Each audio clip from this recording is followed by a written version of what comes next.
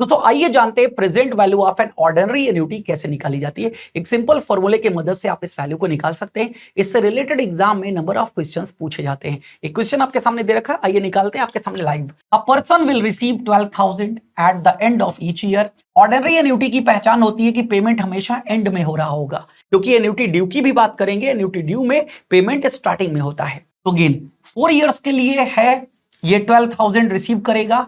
अगर discount rate 10% है यहां पर, तो आपसे पूछा जा रहा है present value of this annuity बताइए।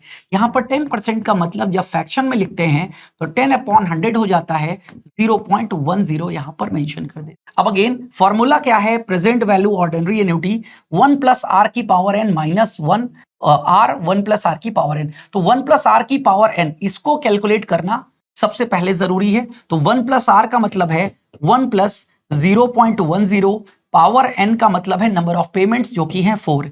इस वैल्यू को हमको निकालना है। तो सिंपल ये वैल्यू निकल करके आएगी 1.1 की पावर 4। हम निकाल लेते हैं, ये निकल करके आएगा 1.4641। अब क्या करना है, हमको इस फॉर्मूले में पुट कर देना है। सी बाद में लेंगे, पहले इस फॉर्मूले को सॉल्व करते हैं। तो ये हो जाएगा 1.4641 - 1 अपॉन में बात करेंगे तो r कितना था 0.10 और 1 + r की पावर n कितनी निकाली है 1.4641।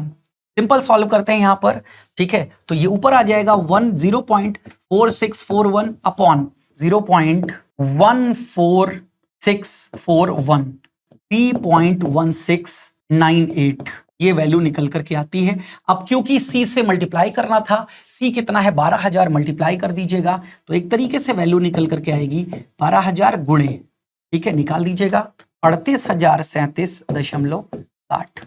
बड़ा आसान होता है इस तरीके से निकालना, ठीक है। तो प्रेजेंट वैल्यू ऑर्डिनरी एन्युटी कितनी है यहां पर 38,037.60। इस तरीके से आप न्यूमेरिकल्स निकाल सकते हैं। और ऐसे ही और क्वेश्चंस के लिए जुड़े रहें हमारे साथ JIB CIB वाला। Thank you.